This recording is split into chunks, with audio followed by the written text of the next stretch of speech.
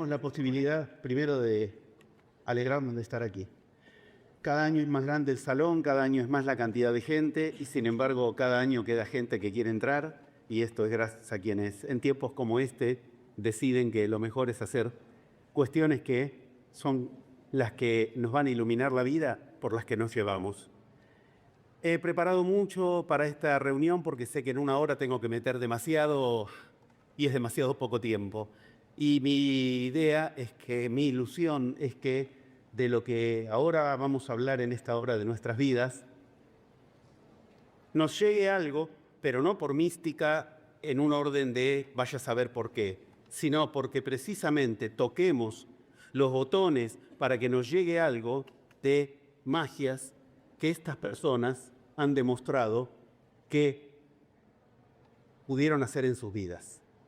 Si nosotros pudiéramos hacer con la literatura, si nosotros pudiéramos hacer con la palabra escrita algo parecido a lo que hicieron ellos, estaríamos seguros de que nuestra vida se llenaría de magia.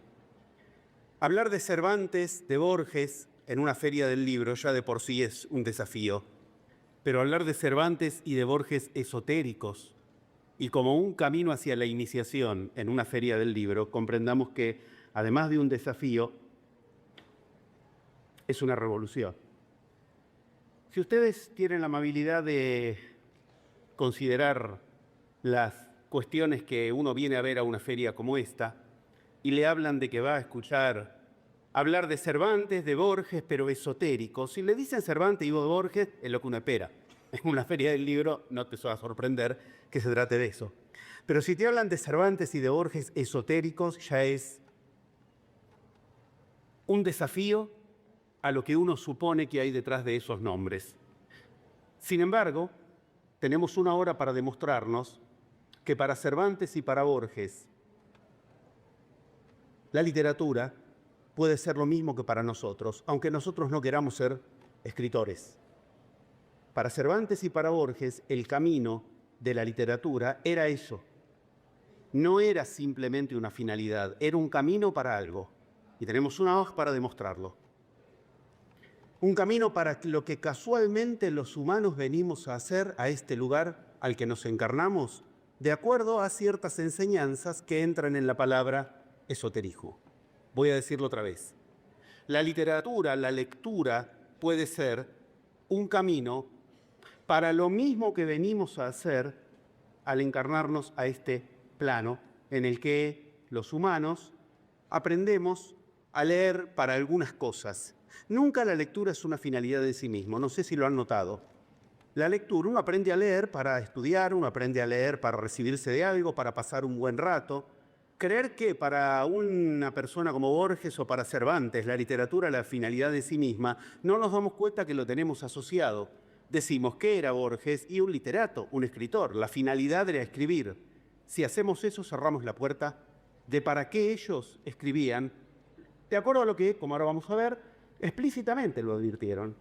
Escribir o leer lo que escribieron era un camino para algo. Entender que uno escucha palabras tan desafiantes como esotérico e iniciación es entender que hay que tener un poco de cuidado con lo que uno se imagina al respecto. Es fácil, cuando uno habla de esoterismo, de iniciación, imaginarse eso. Un Borges con la bola de el Aleph, ¿no?, en la mano, un Cervantes con el mismo Aleph en la mano, y ambos tratando de mostrarnos que a través de eso veían algo. Tenemos este rato para pensar la distancia que hay entre lo que nos imaginamos cuando hablamos de esoterismo, iniciación, y aquello que ellos usaron a cada rato, la palabra explícita, magia, si es algo cercano, si es algo posible de pensar en términos de, ni más ni menos, que una bola de cristal, una bola del Aleph. Lo que vos te imaginás cuando te dicen Cervantes y Borges esotéricos, de entrada no es tan difícil de unir a imágenes como estas. Si yo te digo, en vez de Cervantes y Borges, la bruja y el tarotista, no te hace muy distinto. Te vas a imaginar más o menos lo mismo. Lo que hace diferencia es tomarse en serio que además de la bruja y el tarotista, Cervantes y Borges se tomaron en serio lo que hoy aquí, si tuviste la infinita idea de, además de venir a la Feria del Libro, estar en esta conferencia en el salón más grande de la Feria del Libro, vuelvo a decir, bien lo vale, gracias a la editorial que lo consiguió, gracias a lo... Bien lo vale, gracias a la editorial que lo consiguió, no es fácil, gracias a los organizadores, gracias a la gente que además en este rato ayuda. Decir que venís aquí para enterarte de que es posible que para vos la lectura sea el mismo camino que para Cervantes y Borges, es invitarte a caminar el mismo camino. Mira, si vos cuando termina la conferencia, que ojalá pase de ese estatuto a algo más cercano, pongámosle invitación, apertura. Si cuando termina vas a caminar por los laberintos de la feria, vas a encontrar por todos lados cuestiones como estas. Borges y la física, Borges y la matemática, Borges y más física, pero además la cuántica.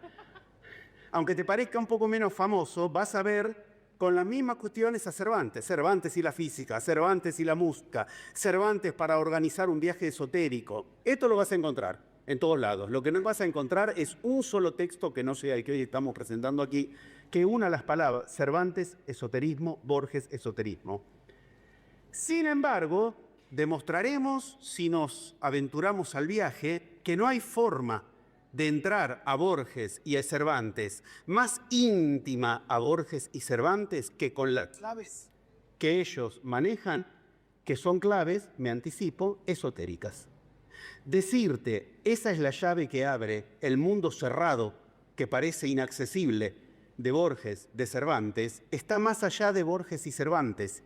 Tal vez vos los querés más o menos a Borges y Cervantes. Te voy a confesar que yo preparé esta reunión para que quieras a Borges y Cervantes, pero para que a través de Borges y Cervantes quieras lo mismo que quisieron ellos. Es una buena oferta. Querer lo mismo que quisieron los que lograron ser los mejores, porque no hay duda que estamos hablando de los mejores.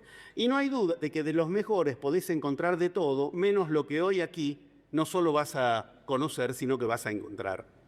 Recién hacíamos una pregunta. Si nosotros estamos planteando esoterismo, iniciación, y en el medio de eso la palabra magia inevitablemente aflora, entonces estamos hablando de algo que, por lo pronto, depende de lo que nos imaginemos. Para ponerle un límite al peligro de imaginarse cuestiones que tal vez te cierran la puerta, de entrada me tomo el mínimo atrevimiento de unas mínimas etimologías que nos ponen en el camino de qué hablamos cuando hablamos, no de Cervantes y Borges esotéricos, sino de cualquier cosa esotérica. Lo esotérico intenta de entrada ponerte en contacto con ese, bueno, esto ni se ve, con el eso, que por algo lo exalté en otro color, previendo que estas cuestiones son esotéricas, no son fáciles de abrir. Esotérico significa eso. Eso, etimológicamente, es interior. Listo. Lo esotérico es buscar en tu interior. ¿Podemos pensar que alguien que está escribiendo y en los niveles de Borges y Cervantes no estaba buceando en su interior, no estaba caminando por su interior? Es impensable que no lo estaban haciendo, que lo que hacían era una cuestión externa. No los hubiera transformado como los transformó, no nos transformaría y no hubieran llegado a tal diferencia entre el que empezó escribiendo las Galateas, Cervantes, y terminó escribiendo el Quijote. En las Galateas, Cervantes es un escritor mediocre. No lo digo yo, lo dice Borges. No es un buen escritor Cervantes, pero es mi amigo, yo quiero ser amigo. Esto es hermoso, cosa que no decía de Lope de Vega, cosa que no decía de Quevedo. Esos son maestros, es otra cosa, están más lejos. Ellos sirven para aprender. En cambio, en el Quijote uno se encuentra a sí mismo. En el Quijote, escuchemos a Borges, no en Cervantes. Tuvo que llegar al nivel Quijote el Cervantes. Si uno lee las cosas previas de Cervantes, tiene razón Borges, es un mal escritor Cervantes. Algún viaje interior hubo entonces, porque en el interín no fue a la universidad y aprendió todo lo contrario. El complejo de inferioridad de Cervantes era que él no había pasado por las universidades. Buenas tardes, Borges tampoco. Parece que eso que nos cuentan, que es el camino afuera, no tiene las garantías que sí puede tener lo que hoy vamos a hacer aquí, si nos tomamos en serio aprender a caminar dentro nuestro a través de claves esotéricas, o sea, interiores, en Borges y Cervantes. Es una propuesta concreta, pero el esoterismo, al buscar adentro lo que uno quiere encontrar afuera, te está diciendo algo más cuya entrada es vertiginosa. Te está diciendo lo siguiente: quiere decir que lo que vos querés encontrar afuera, lo podés aprender a buscar dentro tuyo. ¿Pero que dentro mío está todo? Bueno, esa es la invitación. Y si dentro mío está todo, ¿soy humano o soy divino? Bienvenidos a la iniciación. Esoterismo, buscar en lo interior, bajo una premisa de que dentro mío lo que voy a encontrar ya no es solamente un escritor, una lectura, nosotros leyendo un libro, vamos a encontrar divinidad. Y el testimonio de eso va a estar en que esa divinidad va a hacer lo que hacen las divinidades. Y si yo paro acá y pregunto qué hacen las divinidades, podemos estar más o menos esclarecidos, pero las divinidades crean universos. Mirá si vos te tomás en serio a través de ciertas claves de la lectura y a su vez vas leyendo Borges y a su vez vas leyendo Cervantes, la oferta es extraordinaria, pero no para leer Borges o Cervantes, sino para en eso despertar en vos las mismas cuestiones que en clave vas a ver que son las que despiertan en ellos. A partir de eso nos falta una sola palabra y arrancamos. Estamos poniendo el chila para hacer el viaje iniciático. Pusimos la palabra esoterismo, pusimos la palabra iniciación, esoterismo, buscar el interior. Iniciación, porque inicio mi encuentro con mi divinidad. ¿Por qué? Porque si busco en mi interior parto de una premisa que es que lo que yo afuera no encuentro, lo tengo que resolver, lo tengo que encontrar y tengo que tomarme en serio que en un camino interior voy a resolver lo necesario para afuera resolver lo que tengo que resolver. Que en un camino interior voy a hacer lo necesario para adentro encontrar lo que afuera quiero encontrar. Eso es esoterismo. Lo otro es universidad, muy lindo, todo bien. Ni uno ni el otro fueron a la universidad. López de Vega sí. Obvio que vamos a respetar a López de Vega, pero López de Vega uno lo lee y sigue de largo. Con el Cervantes pasan otras cosas, con Borges pasan otras cosas. Lo primero que ocurre es que vos quedás desafiado, porque lo primero que ocurre es que como la idea, vos lees Borges y decís, ¿dónde está la gracia? ¿Por qué tanto lío en Borges? Uno lee Cervantes y especialmente el Quijote y dice, pero esto es una estupidez, a no ser que te falten las claves. Buenas tardes, bienvenidos. A eso venimos aquí. A que lo que al humano en vos le puede parecer ridículo, estúpido, inentendible, intelectualizable y nada más, a vos te pueda. Y dentro de unos minutos, 50 y pico de minutos, tendremos la posibilidad de testimoniarlo, haber abierto claves en tu vida. Esas claves nos permiten ubicar la palabra que en cierto modo es la mochila en la cual meto lo esotérico y la iniciación. La valija del viaje es la magia. La magia es el lugar donde va a entrar lo esotérico y donde va a entrar lo iniciático. Y a mí me encanta que en una imagen tan, podemos decir, patognomónica de magia, una especie de oráculo de Tiresias, Borges nos hable para decirnos, en un lugar labiríntico como las ruinas singulares, el propósito que nos daba no era imposible, era sobrenatural. Si esto no es la búsqueda de la divinidad de entrada, pará, te está dando una clave. La primera, anotala pero no. Anotala en tu vida para que mañana, anotala pero no en un papel.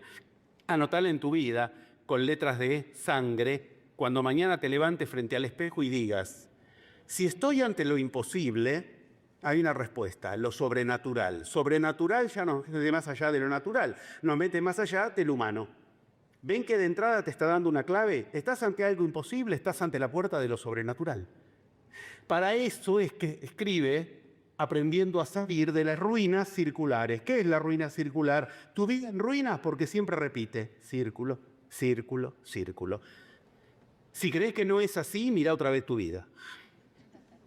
La historia del humano, y acá hablo como psicoanalista, la historia del humano es que vive repitiendo a punto tal de que hoy tenemos la tremenda guerra entre judío y musulmán, que es la misma que en la Biblia, entre Jacob y Esaú.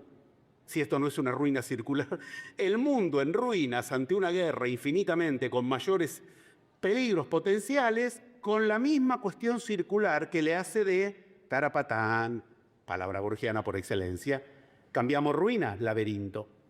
Es lo mismo. Adentro del laberinto te arruinás la vida Porque el laberinto parece un lugar en el cual es imposible encontrar la salida. Ante lo imposible, rompa el vidrio de emergencia, recurra a lo sobrenatural. Ya sé, tengo que rezar. Eso es religión. Eso no es esoterismo. Eso no es iniciación. Eso es religión. ¿Por qué? Muy bien, lo entendiste. Porque lo tengo que buscar adentro. Y la religión va y pide afuera. Esa divinidad que está en el altar, esa que desde el cielo nos mira, ese que cuando te mueras te lo vas a encontrar, ya no es esoterismo.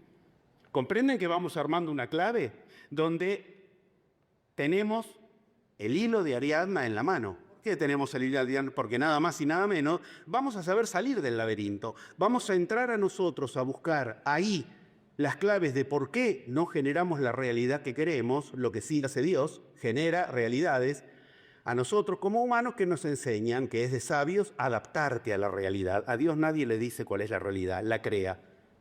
Si vamos a hablar de lo sobrenatural, si vamos a hablar de aquello que nos conecta con algo divino, entonces no podemos creer que de lo que se trata es de que la clave es, vos vas a aprender un texto de autoayuda con el cual vas a aprender a adaptarte a la realidad.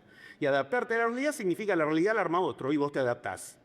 Eso es ruina circular. Cuando hablamos de magia estamos diciendo de algo que de entrada pone en juego lo que para el humano parece imposible, que decidir cosas tales como el sueño. Quería soñarlo, clave. Que uno pueda decidir que quiere soñar. Que uno pueda decidir qué quiere soñar. Está hablando Borges, no está hablando la artista de la esquina, con todo respeto y cariño, si alguna lo merece. Está hablando Borges invitándonos a pensar que para salir de la ruina circular hablamos de lo sobrenatural ante lo imposible. Y eso se hace por un camino obvio, el de los sueños. ¿A quién vos? Vos ante lo imposible, ¿qué haces? Te esforzás, te preparás, le pones voluntad. Borges te invita a soñar. Y esto no es una utopía, lo está diciendo alguien que salió de laberintos, porque Borges vivió en el laberinto de la ceguera, el laberinto de un cuerpo que a él lo acomplejaba de una manera sobrenatural, o mejor dicho, infranatural. ¿Sabe cómo se llamaba Borges a sí mismo? De la adolescencia, ¿no? Que no se enteren las mujeres. El tapir, porque él se veía con cara de tapir y cuerpo de tapir. No porque era un toro, un tapir, algo horrible, ¿entendés? De eso él logró llevarse a la joya preciada de Oriente, María Kodama, 50 años menor que él. De algún laberinto aprendió a salir, ¿no? No estamos hablando de que nació Brad Pitt y se llevó a la que en ese momento era la... Estamos hablando de que nació un tapir, parece Brad Pitt, pero no... Sin embargo, la gracia está en que al final de esto, el sueño al que yo encaro, y ya es sobrenatural decidir lo que quiero soñar, lo natural es que uno no entienda los sueños, sobrenaturales. Estamos hablando de una sola frase y entendés que ya tenemos claves para nuestra vida en las que uno puede decidir, ¿me lo tomo en serio o no? Es palabra de Borges, te alabamos, escritor. Vale considerarlo en serio, para que al final eso, se le imponga a la realidad. Tu sueño, ante lo imposible, porque decidís tomar el camino de lo sobrehumano. Y eso se impone a la realidad y transforma el laberinto en un universo en el que vos decidiste de qué se trata. Si vamos a entender que estamos hablando de Borges y vos viniste acá, entre otras cosas, porque Borges de algún modo, aunque no lo quieras, te debe producir algún respeto, estamos hablando de algo tan respetable que podríamos decir en otro nivel de claridad, para nosotros más lejano, 500 años más lejano, pero de esto mismo habló el Quijote. Si entendemos que otra vez parte de lo imposible, qué idea fija, viejo. ¿Por qué no te conformás con lo posible, escritor? Escribí bien, es posible. No, otra vez partía de lo imposible. ¿Para qué? Para que esa máquina de los sueños soñados, se transformen en inversiones. Esas invenciones venían de sueños sonados, son sonido. ¿Comprendés? Con sonido. ¿Qué quiere decir? Lo mismo que en Borges. Decir lo que querés soñar. Sonados, soñados. Entendemos que es una clave y que una vez que va con el hilo avanzás y efectivamente estás entrando a un lugar que hasta ahora es laberíntico, la relación a lo sobrenatural, la relación a lo divino, la relación a los sueños, la relación a lo imposible, pero con la certeza de que de eso vas a aprender las claves con las cuales vos generaste el laberinto en tu vida, de eso llamado trabajo. No es tu caso, estoy hablando de todos los demás. De eso llamado pareja, menos aún es tu caso. De eso llamado relación a tu cuerpo, de laberintos, laberintos, laberintos. Estamos viendo que hay, un libro mío se llama así, El otro camino. Hay otro camino. Y ese camino, de entrada, estamos viendo que tiene cierta posibilidad de ser entendido como, no es publicidad, ya lo dimos hace un mes y medio, pero venimos de Madrid de dar un plenario que se llamó El hilo de Ariadna. Y viene muy bien considerarlo hoy aquí porque el hilo de Ariadna, para quienes no se los presentaron, es la llave con la que se sale del laberinto del que el mejor especialista en la historia de la humanidad se llama J.L. Borges. El laberinto del Minotauro, donde uno salía del laberinto del Minotauro por el hilo de Ariadna. Cuando estuvimos en Madrid hace un mes y medio, y digo en plural porque algunas caras de aquí aplicando estas mismas cosas generan realidades como ¿para qué? Voy a España y me los encuentro ahí, voy a México y me los encuentro ahí. Alguna magia debe haber. Sabemos que en Argentina tenemos todo facilitado. Ya se rieron, listo, continuó. Los que están mirándome de ahí, buenas tardes y gracias. Los más de 1.500 que están conectados en ese momento.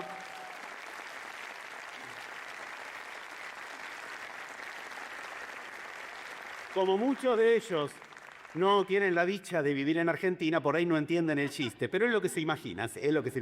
Bueno, ¿qué trato de decir? Vinimos de España a explicar las claves con las que de algo haces el hilo de Ariadna, y ese algo lo ubicamos como la literatura. Aprender a leer con claves que en vos resuelven cuestiones para las cuales el texto habla de lo mismo. Pero muchos pueden hablar de problemas iguales a los tuyos. Hay textos que uno compra porque dice, esto es lo que me pasa a mí. Otra cosa es, a lo largo del texto, encontrar la salida del laberinto. ¿Qué querés resolver eso? ¿Se entiende esto? Encontrar la salida del laberinto es el hilo de Ariadna. Venimos de Madrid de dar un plenario para casi 2.000 personas, donde de lo que se trataba era de enseñarles estas claves. Y venir aquí, que nos espere el salón más grande de la Feria del Libro, ya está, ya aplaudimos, el salón más grande de la Feria del Libro, etcétera, etcétera, donde me entero de que el salón más grande de la Feria del Libro presenta este año Del laberinto se sale leyendo. ¿Qué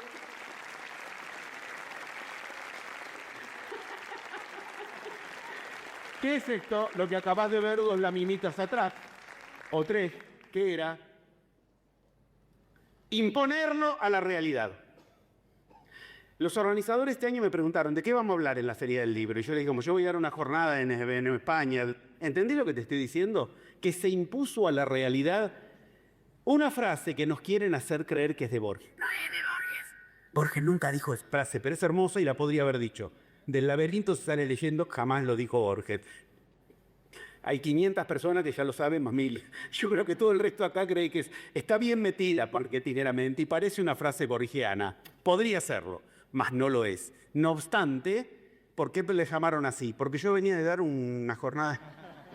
Bueno, trato de que entiendas que detrás del chiste lo que hay es la certeza de que hay algo en todo esto que nos va a cambiar la realidad si lo tomamos como claves iniciáticas, es decir, iniciar en la lectura el desafío supremo de algo soñado, encontrar en mí lo que quiero encontrar afuera, resolver en mí las claves por las que no lo encuentro afuera.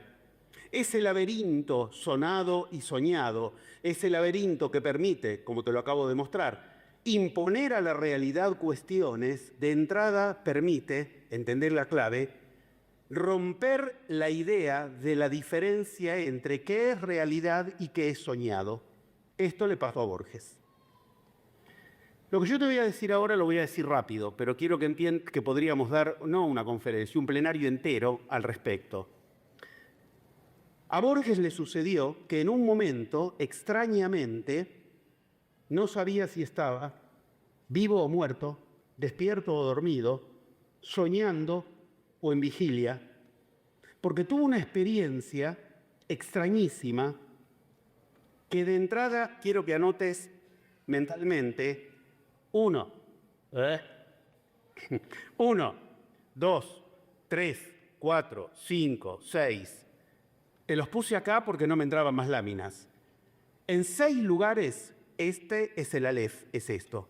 En 6 lugares, o sea, del libro El Aleph, el cuento del Aleph, más los otros lugares que tenés en pantalla, Borges nunca paró de hablar de ese tema. Te voy a hacer una pregunta que te voy a dar la respuesta. ¿De qué tema habló más Borges en su vida de ese? No del laberinto. No hay 6 cuentos donde Borges habla del laberinto.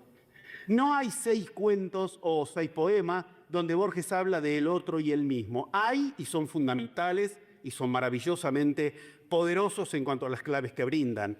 Pero el tema que más habló Borges en su vida es lo que no sabe si soñó o no soñó. Sonadas soñadas.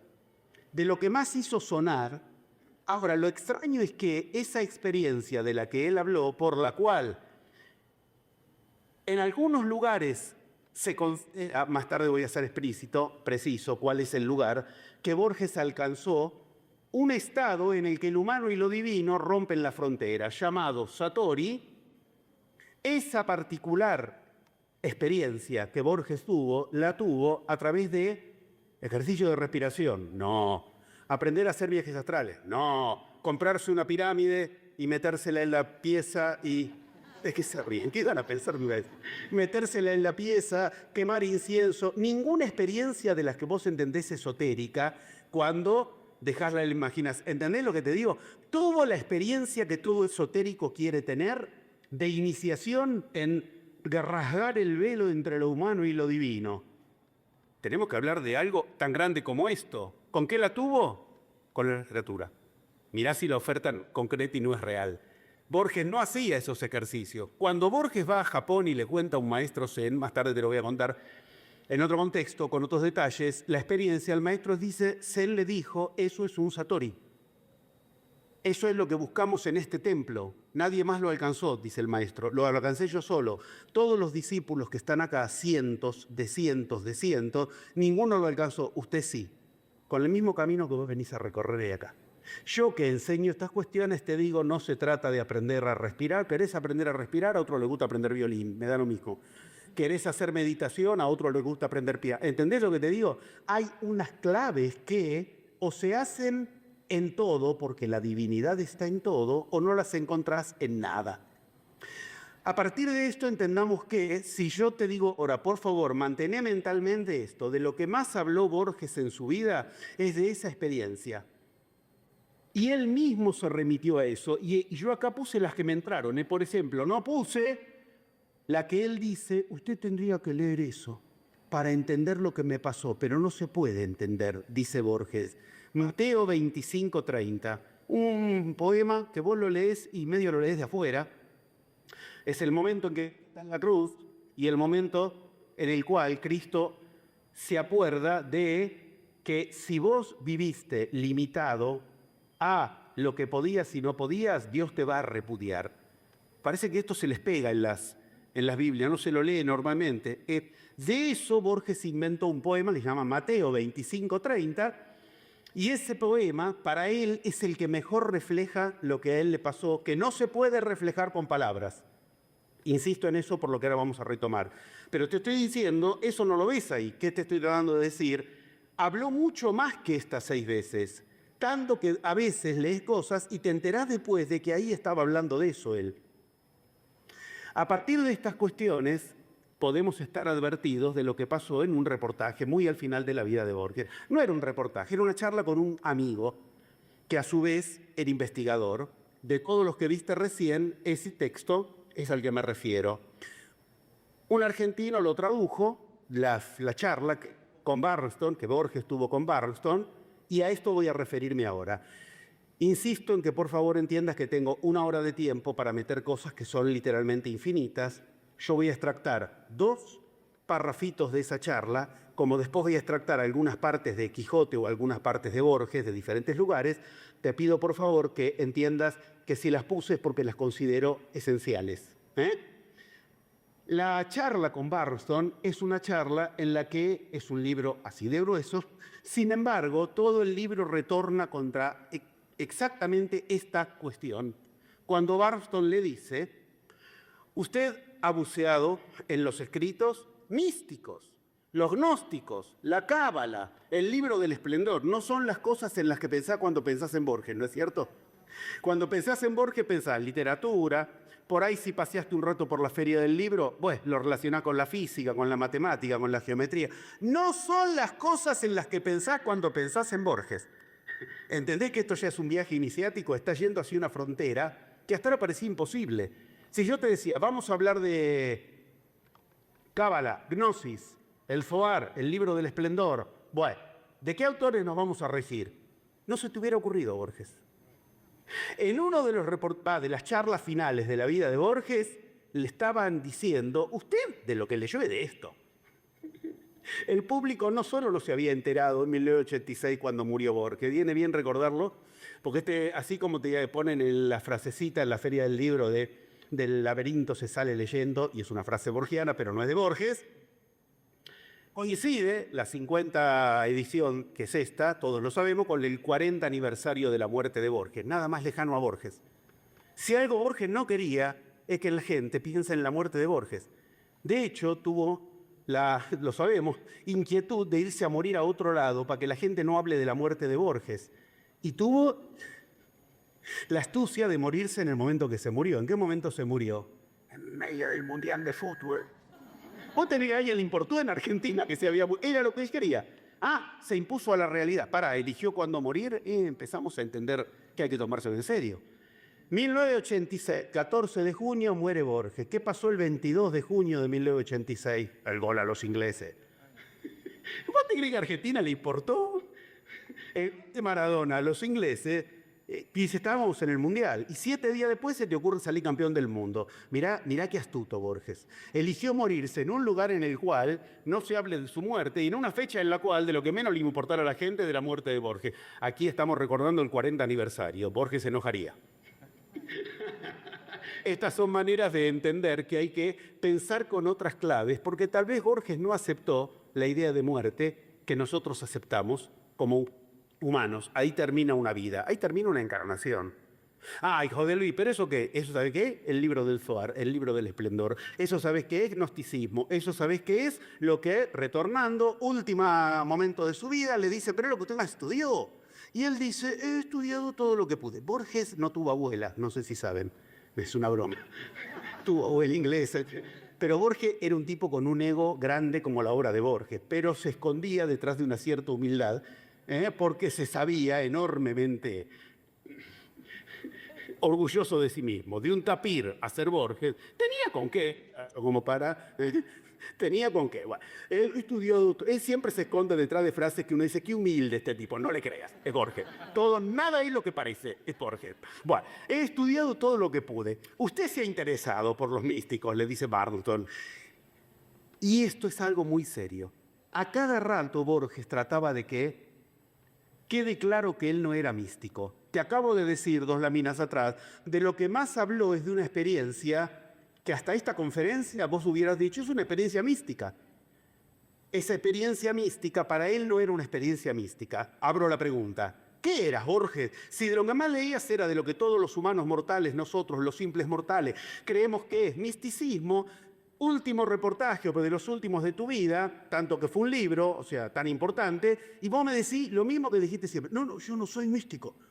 Y cuando él se nombraba gnóstico en todo caso. Y decía, pero un gnóstico no místico, una cosa la inventó Borges. Bueno, ahora bien, en esa situación donde Barton le dice esa frase, inmediatamente cuando Borges dice no soy místico, eso está pegado a bienvenidos, la experiencia mística de Borges. En mi vida he tenido 2 experiencias místicas y lo que me ocurrió no puede ser puesto en palabras, pues sería como ponerse a hablar del sabor del café, esto es algo que lo usaba mucho Borges, con quien nunca ha probado el café. 2 veces en mi vida he tenido esa sensación, fue algo asombroso, extraordinario, me sentí abrumado, conmovido, sentí que estaba viviendo no dentro del tiempo sino fuera de él, no sé cuánto duró, ya que me hallaba fuera del tiempo. Puede haber durado 1 minuto o puede haber durado bastante más.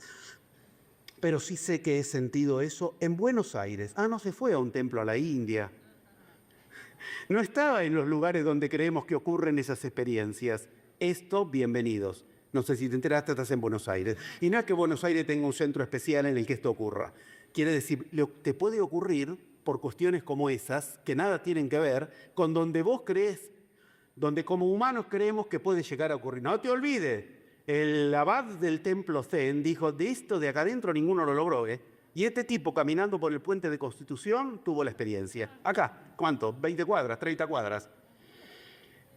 No sé cuánto duró, pudo haber durado bastante más, pero sé que la he sentido en Buenos Aires 2 veces en mi vida. La primera vez me ocurrió en el sur de la ciudad, cerca de la estación Constitución, en el puente de Constitución. Para más datos, de alguna manera descendió sobre mí la sensación de estar viviendo más allá del tiempo. No podría describirla, pero tuve esa experiencia y la tuve 2 veces. Y acaso me sea dado tenerla una vez más antes de morir. Cuando tuvimos el honor de que nos recibiera Kodama para presentarles, si lees ahí, no sé si llega a leer, ¿qué dice? Borges para todos. Le estábamos hablando de esto 100 años atrás.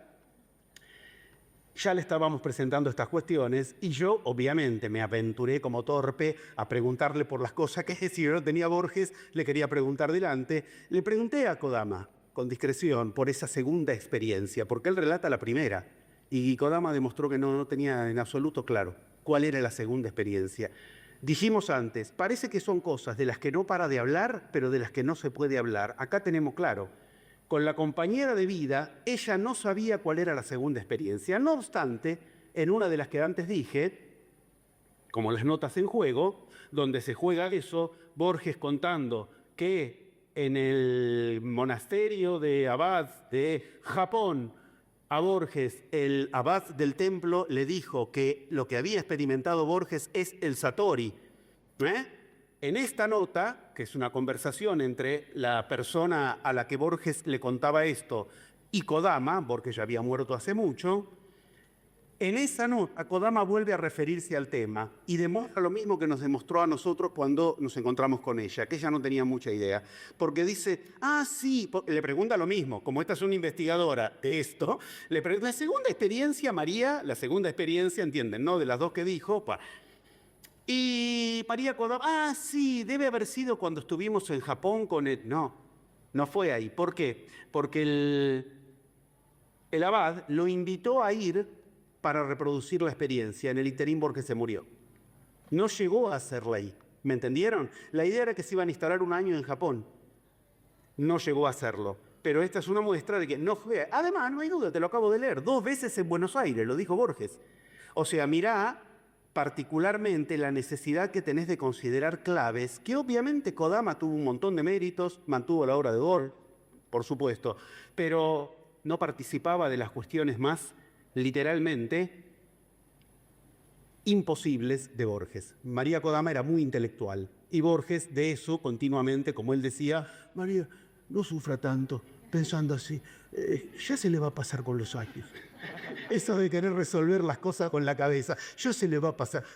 No sufre tanto por problemas de juventud, se le pasa con los años. Y bueno, con esa juventud particular, María no podía entender siquiera la cuestión de lo que Borges nombró como el satori. Pero me interesa mucho que al final de esa charla, que está, la pueden encontrar por internet, está perfecto, y al final de esa charla hay un dialoguito de 2 líneas que es tocante a lo que estamos viendo y a lo que estamos hoy tratando de abrir aquí. Evidentemente, le dice Luce Baral, la chica que hace la nota, evidentemente le dice a Kodama, él tenía un enorme interés por estas cosas esotéricas. Estábamos en la pregunta, ¿no? ¿Cuál era la pregunta? ¿Qué sos, Borges, si no sos místico, pero de pasarte toda la vida? Tal vez sea esotérico. Y estamos dando la reunión, entonces, apoyados en palabra directa de Borges. ¿Por qué? Porque si no era místico y María Kodama aclara, evidentemente le pregunta a la otra, ¿él tenía un enorme interés por todas las cosas esotéricas? Sí, dice María Kodama, y se entusiasma. Sí, exactamente, sí, no hay duda. Lo esotérico, que hasta hace 10 minutos, hasta que empezó esta charla, jamás hubieras asociado a Borges, para la persona que compartió su vida, aun cuando no pudo compartir las experiencias esotéricas de Borges, vamos poniendo cada cosa en su lugar, No había duda, Borges era esotérico, le interesaba lo esotérico, y por eso él dice, no, yo no soy místico, la palabra que va es otra, es esotérico. Y esto ya está más allá de gustos o de opiniones o de interpretaciones mías. Te estoy dando claves que de entrada te dicen, Borges buscaba en sí mismo aquellas cuestiones que efectivamente, si no, queremos encontrar afuera. El Aleph, él lo tuvo en Plaza Constitución, caminando, y casualmente en el cuento del Aleph lo pone cerca, en una calle cercana ahí. Entramos en un mundo borgiano. Pero quiero que entiendas que efectivamente es lugar del Aleph donde se supone que uno puede conectarse con un punto de la realidad que contiene el infinito. Eso es el Aleph. 2 puntos. Yo ahí puedo preguntar, ¿qué pasó con Cristo? Y lo voy a recibir. ¿Qué pasó con el origen de las especies? Y lo voy a recibir. ¿Dónde? En algo que no está en ningún lado, afuera. Eso es esoterismo. Eso es esoterismo. Va a encontrar en él un estado en el cual, como lo dice, describe todo lo que podía ser revelado. De esa experiencia en especial, Borges volvió a hablar en todas estas cuestiones en las cuales de pronto aparece un personaje. Ahora avanzamos. Cuando él habla de esa experiencia, la experiencia esotérica, iniciática, de la que habló toda su vida y que él mismo dice no era mística, y María Kodama dice, sí, lo esotérico, ven cómo estamos encadenados, es el hilo, vamos tranquilo y lo vamos desovillando perfectamente. De esa experiencia hay que entender algo más. Esa experiencia, cada vez que la habló, párrafo antes, párrafo después, hablaba de alguien más. Ahí tenés. La extraña logotipización, si existe esa palabra, con la que Borges se refería en más y más y más cuestiones a esa experiencia. Juan de la Cruz. Juan de la Cruz se hizo logotipo con ese gesto que lo ves ahí. Ese gesto está diciendo al mismo tiempo muchas cosas. Las vamos a desentrañar ahora en cuanto avancemos un poco. Pero una de las cosas que está diciendo es la experiencia que él tuvo, Juan de la Cruz, no la puede decir. Pero no la puede porque alguien se la prohíbe, sino porque hay un límite, que es el humano, en el que es como querer explicarle a quien nunca probó el café cuál es el sabor del café. Hay una experiencia con palabras, pero entendamos algo. Borges, cuando habla de su experiencia, la podemos llamar primal, iniciática. Iniciación, ¿qué significa? Lo que está al inicio, lo que está al principio. ¿Cuál es esa? La letra Aleph. Listo. El Aleph es su experiencia iniciática, porque Aleph es la primera letra, es la que inicia un mundo de letras, y Borges vivía en un mundo de letras. Al que entró por el Aleph, empezamos a entender que las cosas no son las que creemos, pero empiezan a dar una lógica distinta, coherente con Borges, no con la idea que teníamos de él. ¿De él? ¿Quién? De Borges. ¿Y el otro? Qué casualidad, con Cervantes ocurre lo mismo. Cervantes, a ver, entendamos. Juan de la Cruz dice, no se puede hablar de Eclo. O sea, hablaba de cosas de las que no se pueden hablar. Borges, cuando habla de la experiencia, que a cada rato dice, no es mística, no se puede poner en palabra, pero no paraba de hablar del tema, habla y habla cercano a Juan de la Cruz. Podéis suponer que esto anticipa. Cervantes también, entonces, hablaba de Juan de la Cruz, cuando hablaba de una experiencia extraña, como la que, por ejemplo, le hace pasar al Quijote esto, si vos tenés la amabilidad, el buen gusto y la inteligencia de comprar el libro que hoy estamos aquí presentando, y entendamos que no te olvides que todo esto es la introducción a un libro, vas a ver algo extraordinariamente imposible de suponer para el más borgiano y para el más cervantino. La experiencia de Borges con el Aleph es la repetición, casi párrafo por párrafo, de una experiencia del Quijote. No cualquiera no cualquiera lee eso y se autoriza a darse cuenta.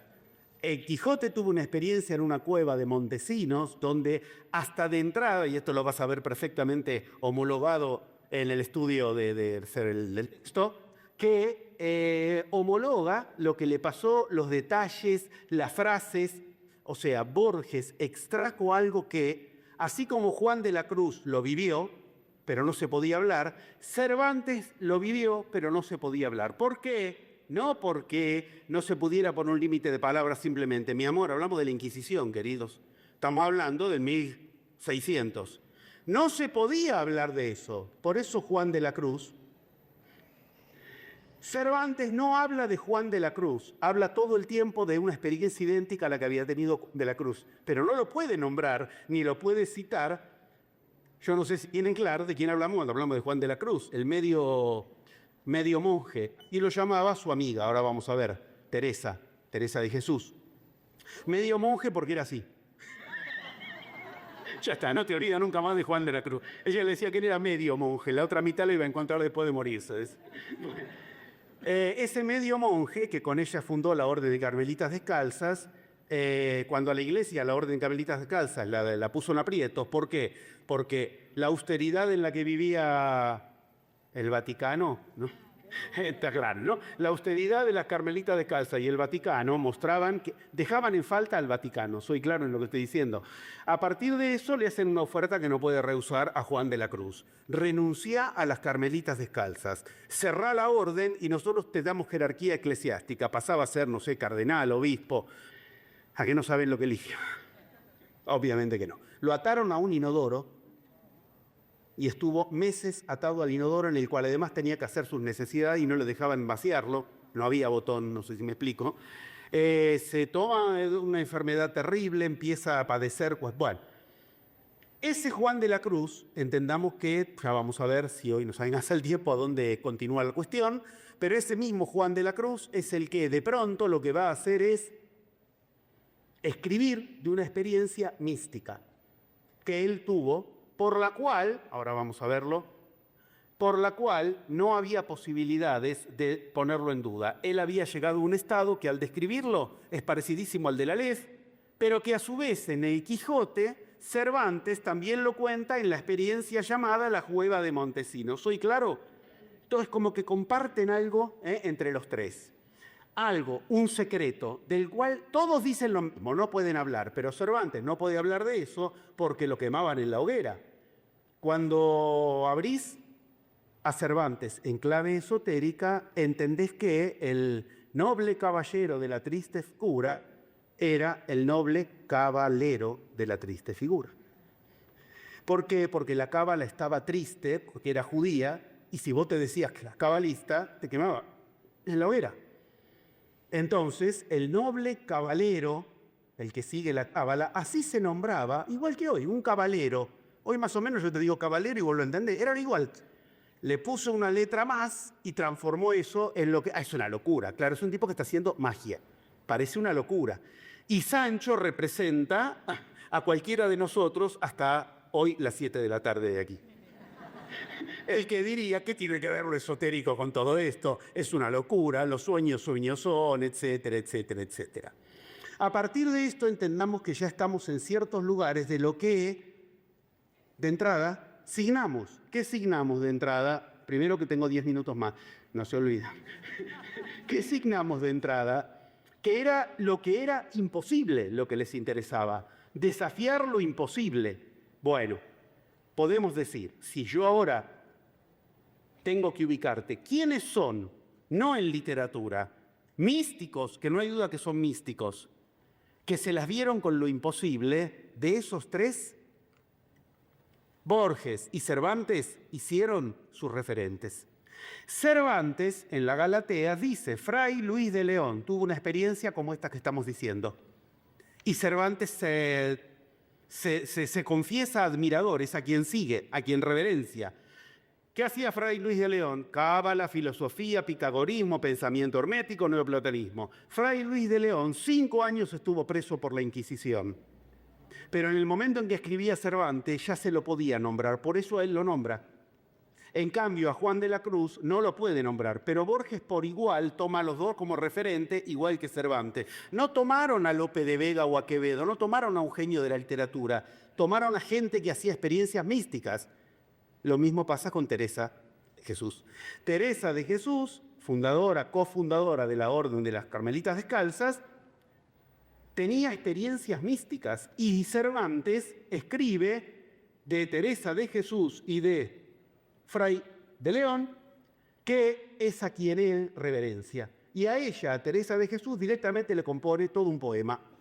¿Estamos en claro? Estamos hablando de gente que reverencia a los místicos, pero se dicen no místicos. La palabra es otra.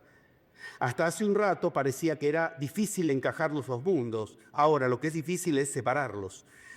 En Cervantes y en Borges lo que hay es una clave continua.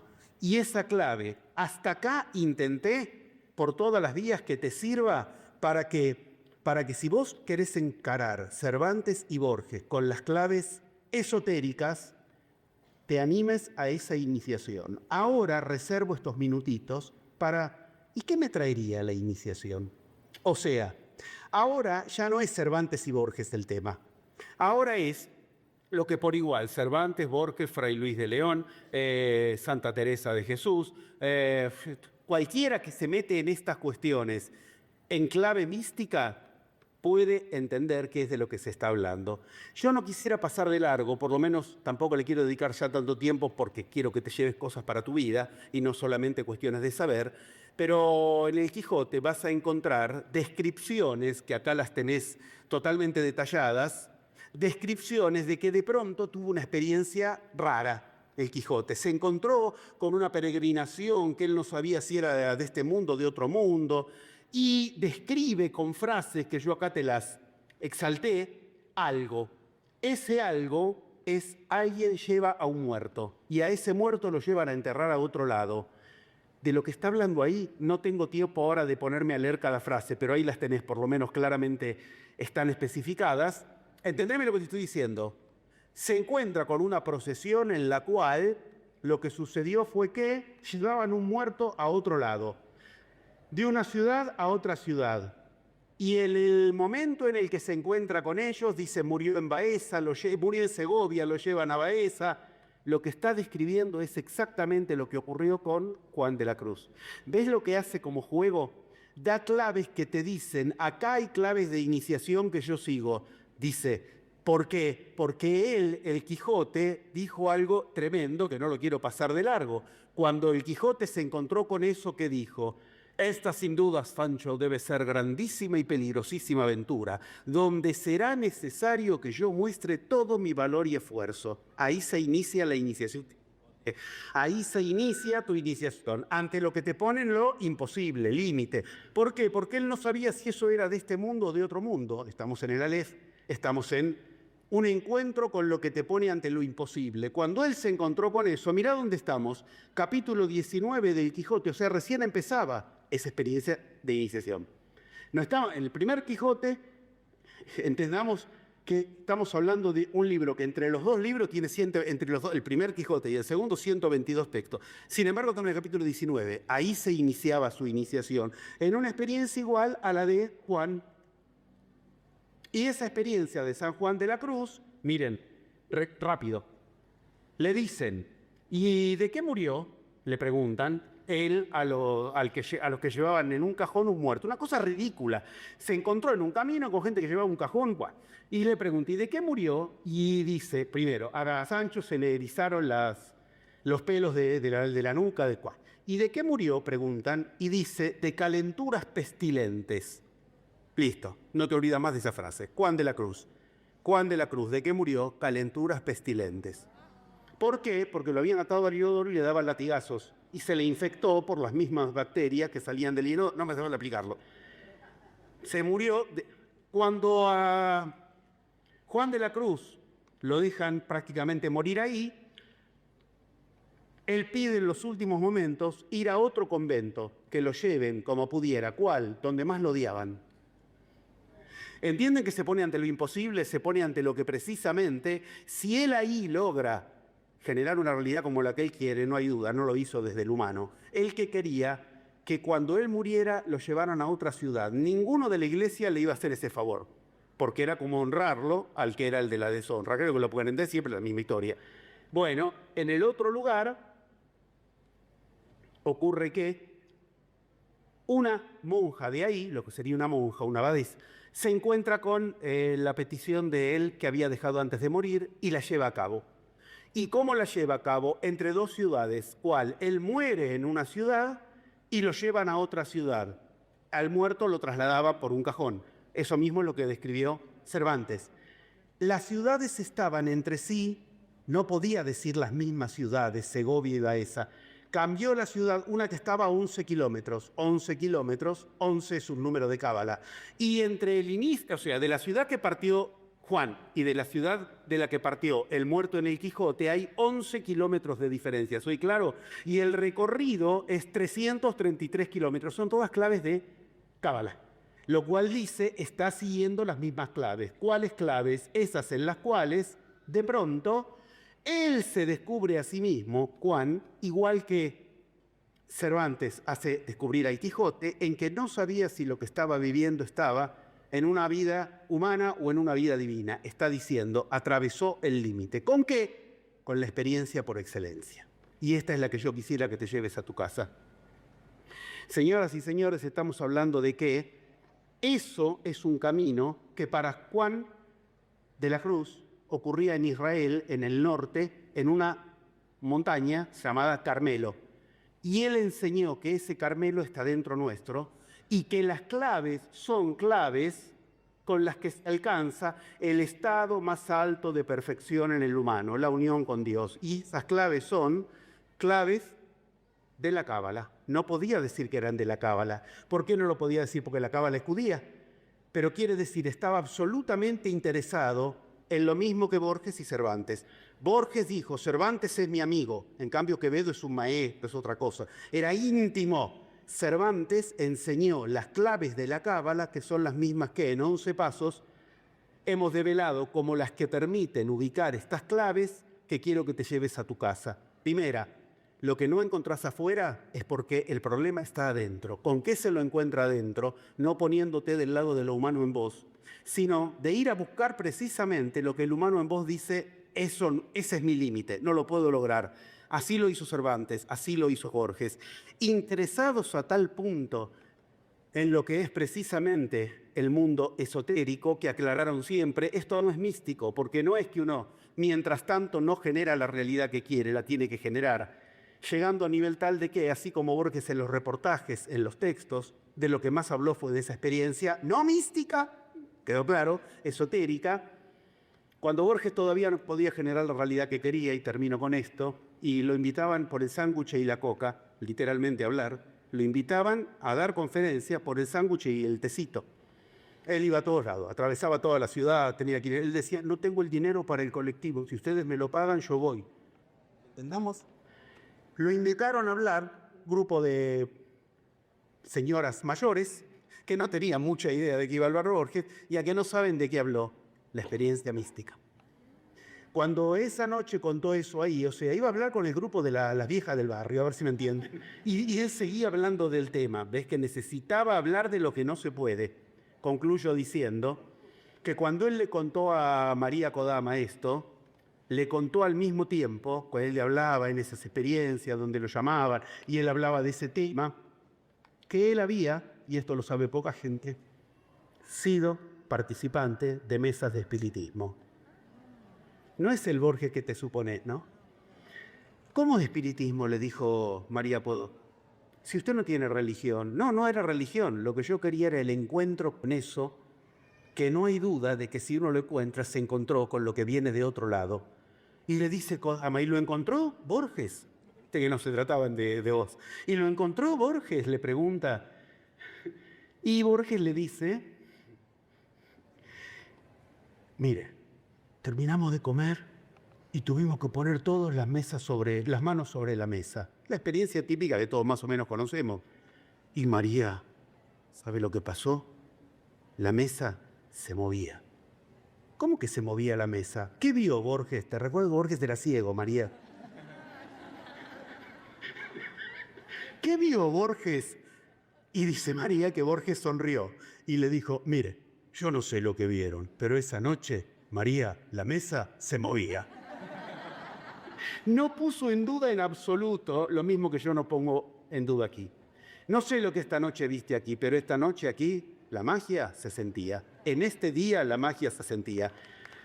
Que 500 personas estén hablando de esto y al final estemos contentos de lo que ninguno supone que después de poner contexto cuando hablamos de Cervantes y Borges, es que en este día la magia sucedía. Gracias por esto y ojalá que haya iniciación.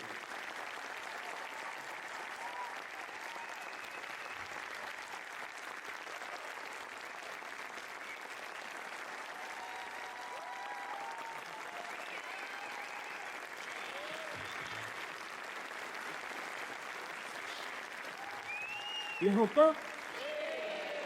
En este día la magia sucedía. Bueno, muy amable, gracias. Gracias y gracias. Y gracias, muy amable. Gracias. Bien, qué buena pregunta. ¿Quién dijo que le interesaba ganar el Nobel? Acá, preguntaba. Borges a la mañana que le iban a dar el Nobel. Lo de iluminado lo charlamos en otro momento, si quiere. Lo de por qué no ganó el Nobel, gracias. Borges no lo quería ganar, porque le dijeron que para ganar el Nobel él tenía que dar determinada declaración. Y él renunció. Y María, cuando él cortó el teléfono, anécdota final, y cuando él cortó el teléfono, porque le habían dicho, si usted hoy dice hablar en... Y Borges, no, lo que él tenía que decir, ¿se entiende?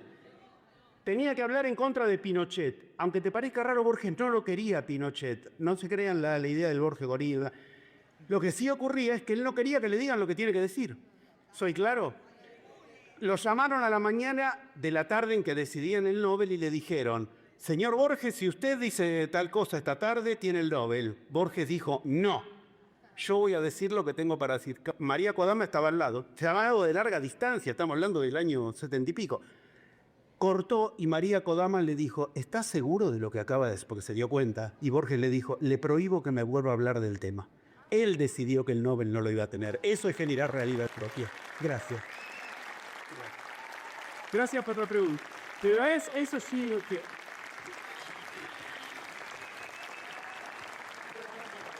Me alegro que esto les inició las ganas de... Me alegro que esto les inició las ganas de vigilar.